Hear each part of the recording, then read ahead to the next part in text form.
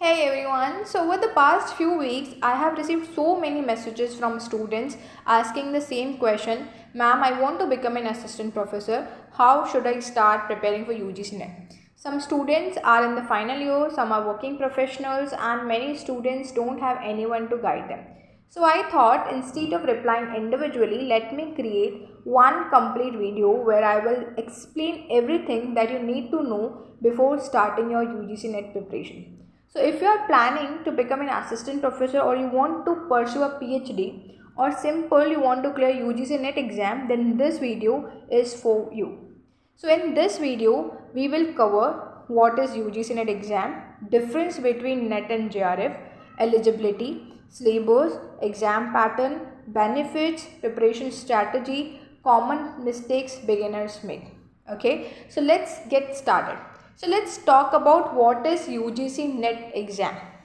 So UGC NET stands for University Grants Commission National Eligibility Test, which is conducted by NTA.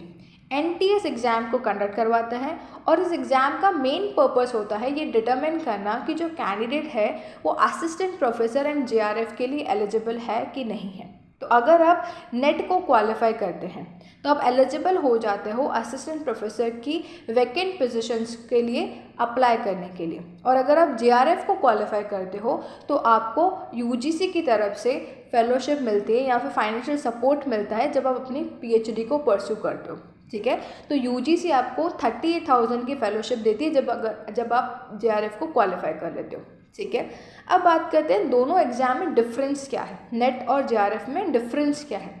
बहुत सारे students confuse हो जाते हैं और ये सोचते हैं कि ये दोनों डिफरेंट एग्जाम्स हैं। तो ये दोनों डिफरेंट एग्जाम नहीं है, आपको एक ही फॉर्म फिल करना पड़ता है और एक ही एग्ज़ाम देना पड़ता है और बेस्ड ऑन योर स्कोर ये डिसाइड होता है कि आप JRF को क्वालिफाई किए हो या फिर आप नेट को क्वालिफाई किए हो।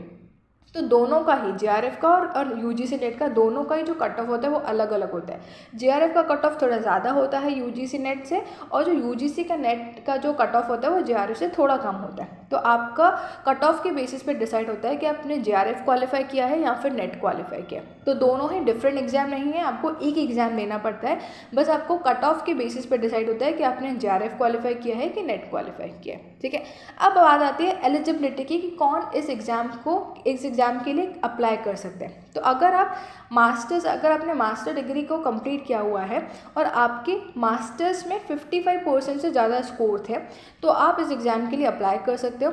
और अगर आप फाइनल ईयर के स्टूडेंट हो, अगर आप मास्टर डिग्री परस्यू कर रहे हो और अगर आप फाइनल ईयर के स्टूडेंट हो तो भी आप इस एग्ज़ाम के लिए अप्लाई कर सकते हो। और कुछ रिलैक्सेशन होता है, कुछ रिजर्व कैटेगरीज़ के लिए एज रिलैक्सेशन भी होता है और परसेंटेज का भी रिलैक्सेशन होता है, तो वो आप ऑफिशियल वेबसाइट पे चेक करके एग्ज़ाम के लिए अप्लाई कर सकते हो। ठीक है, अब बात आती है UGC नेट के सिलेबस की। ठीक है, JRF और नेट दोनों का ही सिलेबस सेम रहता है। तो अगर मैं सिलेबस की बात करूं तो आपको UGC नेट और JRF दोनों के लिए ही दो सिलेबस डाउनलोड करने रहते हैं, पेपर 1 और पेपर 2। वो जो सिलेबस है वो आपको ऑफिशियल वेबसाइट से मिल जाएगा। ठीक है, और अगर आपके पास लिंक नहीं है तो मैं जो इस लिंक है उसको मैं डिस्क्रिप्शन में डाल दूँगी। तो पेपर 1 जो होता है वो कॉमन रहता है सारे स्टूडेंट्स के लिए और पेपर 2 जो रहता है वो सारे सब्जेक्ट्स के लिए अलग अलग होता है। NTA जो है वो 87 सब्जेक्ट्स के लिए UGC नेट को कंडक्ट करती है और 87 सब्जेक्ट्स के लिए पेपर 2 जो होता है वो डिफरेंट रहता है और पेपर 1 जो रहता है वो कॉमन रहता है। ठीक है, तो जो आप सब्जेक्ट चूज़ करते हो, जब आप फॉर्म फिल करते हो, जो आप सब्जेक्ट चूज़ करते हो उस सब्जेक्ट का जो पेपर 2 होता है वो आपको ऑफिशियल वेबसाइट से डाउनलोड करना पड़ता है। और दोनों ही सिलेबस में आपकी 10 यूनिट्स रहती है। पेपर 1 में 10 यूनिट्स रहती हैं और पेपर 2 में 10 यूनिट्स रहती है, मतलब टोटल आपको 20 यूनिट्स पढ़नी होती हैं। ठीक है, और दोनों लैंग्वेज इंग्लिश और हिंदी दोनों ही लैंग्वेजेस में आप सिलेबस को डाउनलोड कर सकते हो। अगर आप हिंदी में कंफर्टेबल नहीं हो, आपको इंग्लिश में एग्जाम देना है तो आप इंग्लिश में सिलेबस को डाउनलोड कर सकते हो और उसी लैंग्वेज को फिर आप फॉर्म फिल करते टाइम चूज़ करते हो। और अगर आप इंग्लिश में कंफर्टेबल नहीं हो, आपको हिंदी में एग्जाम देना है, आपको हिंदी ज़्यादा कंफर्टेबल रहती है तो आप उस हिंदी लैंग्वेज में अपना सिलेबस डाउनलोड कर सकते हो। ठीक है, अब बात करते हैं एग्ज़ाम के पैटर्न की कि इस एग्ज़ाम का पैटर्न क्या होता है। तो इस एग्ज़ाम के दो पेपर्स होते हैं, पेपर 1 और पेपर 2। जैसे मैंने बोला कि दो सिलेबस होते हैं, वैसे पेपर 1 रहता है और पेपर 2 रहता है। पेपर 1 जो रहता है वो सारे स्टूडेंट्स के लिए कॉमन रहता है, उसमें 50 क्वेश्चंस रहते हैं और आपको 100 मार्क्स मिलते हैं, मतलब एक क्वेश्चन के लिए आपको 2 मार्क्स मिलते हैं। ठीक है। और सेम डे पे दोनों एग्जाम्स होते हैं, सेम शिफ्ट और सेम ही डे पर आपका एक एग्ज़ाम होता है। उसमें पेपर 1 रहता है, पेपर 2 रहता है। पेपर 1 कॉमन रहता है सारे स्टूडेंट्स के लिए, और पेपर 2 जो रहता है वो आपका सब्जेक्ट के बेसिस पर आपका पेपर 2 डिसाइड होता है, ठीक है। पेपर 2 में आपके 100 क्वेश्चन रहते हैं और 200 मार्क्स का पेपर 2 रहता है। पेपर 1 रहता है 100 मार्क्स का, टोटल आपके 150 क्वेश्चन रहते हैं और 300 मार्क्स रहते हैं। और गुड न्यूज़ ये है कि इसमें कोई भी नेगेटिव मार्किंग नहीं होती। अगर आप क्वेश्चन को रॉन्ग मार्क करते तो आपकी नेगेटिव मार्किंग नहीं होती। इस एग्जाम में कोई भी नेगेटिव मार्किंग नहीं होती। तो अगर आपने कोई क्वेश्चन रॉन्ग किया है तो उसके लिए आपका कोई भी मार्क जो है वो डिडक्ट नहीं होगा, ठीक है। अब बात करते हैं इस एग्ज़ाम के बेनिफिट्स की। अगर आप एग्ज़ाम को क्वालिफाई कर लेते हो तो इसके क्या बेनिफिट्स रहेंगे, ठीक है।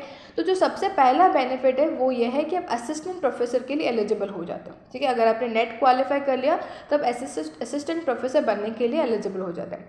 दूसरा है आपका JRF। अगर आप JRF क्वालिफाई करते हो तो मैंने बताया UGC आपको फेलोशिप देती है जब आप PhD को परस्यू करते हो, तो आपको 38,000 रुपीज़ मिलेंगे जब आप अपनी PhD को परस्यू करोगे अगर आप JRF क्वालिफाइड हो। और जो सबसे इम्पॉर्टेंट बेनिफिट है वो है टीचिंग और रिसर्च में अगर आप अपना करियर बनाना चाहते हो या आपका टीचिंग पैशन है, किसी को बच्चे पढ़ाना बहुत पसंद होता है, तो ये एग्ज़ाम आपके करियर का स्ट्रॉन्ग फाउंडेशन बन जाता है, ठीक है। अब बात करते हैं प्रिपरेशन स्ट्रैटेजी की, जो सबसे इम्पॉर्टेंट पार्ट है इस वीडियो का, ठीक है। आप कुछ स्टेप्स हैं, उन स्टेप्स में आप अपने एग्ज़ाम के लिए प्रिपेयर कर सकते हो। तो सबसे पहला स्टेप जो है वो है आपको UGC की ऑफिशियल वेबसाइट पे जाना है और आपका जो लेटेस्ट सिलेबस है उसको आपको डाउनलोड करना है, ठीक है। अगर आपके पास सिलेबस नहीं है तो आपको पता नहीं लगेगा कि कितनी यूनिट्स होने वाली हैं, और आपको अपनी यूनिट्स के बारे में नहीं पता, आपको टॉपिक्स के बारे में नहीं पता होगा। अगर आपको टॉपिक्स के बारे में नहीं पता कि कौन से टॉपिक्स जो हैं इस एग्ज़ाम के लिए हमको प्रिपेयर करने हैं, तो आप इस एग्ज़ाम को क्वालिफाई नहीं कर पाओ, क्योंकि आप रैंडमली किसी भी टॉपिक को प्रिपेयर नहीं कर सकते, ठीक है। तो सबसे पहला जो स्टेप रहेगा आपको सिलेबस डाउनलोड करना है। दूसरा जो स्टेप रहेगा, ऐसा नहीं कि आपने पेपर 1 की कोई सी भी यूनिट की कोई सा भी टॉपिक उठा के पढ़ना स्टार्ट कर लिया। आपको एक एक यूनिट उठानी है और उसके ऊपर आपको अपने कॉन्सेप्ट्स को क्लियर करना है और फिर आपको उसके ऊपर रिवीजन करनी है, ठीक है। ऐसा नहीं कि आपने कोई सी भी यूनिट उठा ली या फिर आपने सारी यूनिट एक साथ पढ़ रहे हो, आप टीचिंग एप्टीट्यूड के बारे में पढ़ रहे हो, आप रिसर्च एप्टीट्यूड के बारे में पढ़ रहे हो, नहीं। एक यूनिट पढ़नी है, उसके कॉन्सेप्ट को समझना है और फिर उससे बेस्ड आपको PYQs लगाना है, ठीक है। तो सबसे पहला आपका स्टेप क्या रहेगा, सिलेबस को डाउनलोड कर लो। फिर आपका स्टेप 2 रहेगा, पहले अपने सिलेबस को समझो और एक एक यूनिट करके आप पढ़ो, सबको एक साथ मत पढ़ो, ठीक है। थर्ड स्टेप रहेगा आपका प्रीवियस ईयर क्वेश्चंस। जो प्रीवियस ईयर के क्वेश्चंस होते हैं ना वो बहुत इंपॉर्टेंट रहते हैं। तो आपको लास्ट 10 ईयर्स के क्वेश्चंस को डाउनलोड करना है। उसकी जो लिंक है आपको ऑफिशियल वेबसाइट पे प्रीवियस ईयर के क्वेश्चंस मिल जाएंगे, उसकी लिंक मैं डिस्क्रिप्शन में डाल दूंगी। तो आपको अपनी ऑफिशियल वेबसाइट पे जाना है, प्रीवियस ईयर के क्वेश्चंस को डाउनलोड करना है और प्रीवियस ईयर के क्वेश्चंस को सॉल्व करना है अपना सिलेबस कंप्लीट करने के बाद, ठीक है। जब आप प्रीवियस ईयर के क्वेश्चन सॉल्व करोगे ना तो आपको इस एग्जाम का पैटर्न समझ में आएगा कि किस टाइप के आपसे क्वेश्चन पूछे जा रहे हैं, ठीक है, किस टाइप के क्वेश्चन कितने पूछे जा रहे हैं। तो आपको उससे आपका एग्जाम का पैटर्न समझ में आ गया। अगर आप प्रीवियस ईयर क्वेश्चंस को स्किप कर देते हो तो आपको नहीं पता चलेगा कि एग्जाम में कैसे क्वेश्चंस पूछे जाएंगे। तो आपको यूट्यूब पे भी इजीली प्रीवियस ईयर के क्वेश्चंस मिल जाएंगे, आप अपनी ऑफिशियल वेबसाइट से भी इनको डाउनलोड कर सकते हो, ठीक है। फिर आते हैं MCQs। डेली आपको MCQs की प्रैक्टिस करनी है, आपको मॉक्स लगाने हैं। अगर आप मॉक्स नहीं लगाओगे तो आपको नहीं पता चलेगा कि मुझे एग्जाम में कैसे क्वेश्चंस आएंगे और मैं एग्जाम को उनको सॉल्व कितने टाइम में करूँगा। तो मॉक्स बहुत इंपॉर्टेंट है, ठीक है। और टाइम लिमिट देनी पड़ेगी कि इतने टाइम में मुझे इतने मॉक्स क्लियर करने हैं, इतने क्वेश्चंस को सॉल्व करना है, ठीक है। उसके बाद आपका जो लास्ट स्टेप होता है रिविज़न बहुत इंपॉर्टेंट है। पहला यूनिट कंप्लीट किया, उसके प्रीवियस ईयर क्वेश्चन सॉल्व किए, मॉक्स लगाए और फिर आपको क्या करना है, उसके ऊपर रिवीजन करनी है, उसके शॉर्ट नोट्स बनाने हैं। और जब आपके पास एग्जाम में कम टाइम बचा रहेगा ना, ये शॉर्ट नोट्स जो हैं वो आपको काम आएंगे, ठीक है। तो यूनिट वाइज आपके शॉर्ट नोट्स बनाना है और यूनिट वाइज ही आपको रिवीजन करना है, ठीक है। तो रिवीजन बहुत इंपॉर्टेंट है, MCQs बहुत इंपॉर्टेंट है, प्रीवियस ईयर क्वेश्चंस बहुत इंपॉर्टेंट है और आपका सिलेबस जो है वो बहुत इंपॉर्टेंट है। अगर आपको एग्जाम पैटर्न समझना है तो आपको प्रीवियस ईयर क्वेश्चंस और मॉक्स लगाने पड़ेंगे, ठीक है। तो जो रिवीजन है ना वो सबसे इम्पॉर्टेंट होता है एग्जाम को क्लियर करने के लिए, ठीक है। अब बात करते हैं कॉमन मिस्टेक्स की, जो 90% स्टूडेंट्स जो हैं वो ये कॉमन मिस्टेक्स करते हैं। सबसे पहला जो मिस्टेक है जो बहुत सारे स्टूडेंट्स करते हैं, वो क्या करते हैं, बहुत सारी बुक्स को खरीद लेते हैं, ठीक है। इस बुक को भी खरीद लेते हैं, उस बुक को भी खरीद लेते हैं, सारी बुक से पढ़ते हैं पर वो किसी भी बुक से नहीं पढ़ते हैं, ठीक है।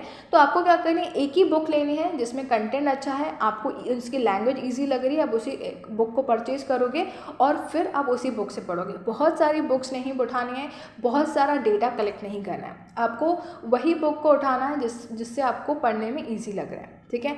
दूसरा जो मिस्टेक है वो ये है कि हम पेपर 1 को कम्प्लीटली इग्नोर कर देते हैं, क्योंकि पेपर 1 में कैसे क्वेश्चन आते हैं, मैथ से क्वेश्चन आते हैं, रीजनिंग होता है, एप्टीट्यूड रहता है, ICT रहता है, कॉम्प्रीहेंशन रहता है। तो हमें लगता है कि ये तो ईजी है, इसको तो हम 1 महीना पहले कर लेंगे। हम क्या करते हैं, पेपर 1 को कम्प्लीटली इग्नोर कर देते हैं, हम पेपर 2 पर फोकस करते हैं। तो हमें पेपर 1 को कम्प्लीटली इग्नोर नहीं करते, क्योंकि ये पेपर 1 जो है स्कोरिंग होता है। ठीक है। इसी पेपर 1 को अगर आपने कंप्लीट इग्नोर कर दिया तो आप एग्जाम क्लियर नहीं कर पाओगे। पर अगर आपने पेपर 2 के साथ पेपर 1 पर भी फोकस किया तो आपके चांसेस जो होते हैं वो बहुत ज़्यादा बढ़ जाते हैं। ठीक है, क्योंकि पेपर 1 जो होता है वो स्कोरिंग रहता है। ठीक है। उसके बाद है बहुत सारे स्टूडेंट PYQs को इग्नोर कर देते हैं, उनको सॉल्व ही नहीं करते। मैंने क्या बोला, प्रीवियस ईयर क्वेश्चंस आपको ये बताएगा कि एग्जाम का पैटर्न क्या होने वाला है दिसंबर 2026 में। तो प्रीवियस ईयर क्वेश्चंस को सॉल्व करना बहुत इंपॉर्टेंट है। ठीक है। दूसरा जो फोर्थ जो मिस्टेक है जो बहुत सारे स्टूडेंट करते हैं वो है कि कोई टाइम टेबल प्रिपेयर नहीं करता। ठीक है। मॉर्निंग में पेपर 1 कर रहे हैं या कभी इवनिंग में पेपर 1 कर रहे हैं, कोई टाइम टेबल फिक्स नहीं है, या कभी पेपर 2 से पढ़ाई कर रहे हैं, कभी पेपर 1 से पढ़ाई करते हैं, तो ऐसे आप एग्जाम को क्लियर नहीं कर पाओगे। आपको पेपर का टाइम टेबल बनाना पड़ेगा कि मॉर्निंग में मैं इतनी यूनिट्स कंप्लीट करूँगा, डे में मैं इतनी यूनिट्स कंप्लीट करूँगा, इवनिंग में मैं इस यूनिट से पढ़ूंगा। आपको टाइम टेबल बनाना पड़ेगा कि पेपर 1 में मैं इतना टाइम देने वाला हूँ, पेपर 2 में मैं इतना टाइम देने वाला हूँ। ठीक है। और जो लास्ट मिस्टेक है जो आपको बिल्कुल अवॉइड नहीं करनी है, बिल्कुल मिस्टेक आपको रिपीट नहीं करनी है, वो है आपका रिविज़न। ठीक है। एक एक यूनिट कंप्लीट करनी है, उसके ऊपर शॉर्ट नोट्स बनाने हैं और उसके आपको रिवाइज करना है। ठीक है। तो रिविज़न बहुत इंपॉर्टेंट है। Okay. So this was all about the UGC NET exam. So if you still have any questions, let me know in the comments. I read every comment and I'll be happy to help. And if you found this video useful, don't forget to like, subscribe and share it with someone who is planning to prepare for UGC NET. See you in the next video.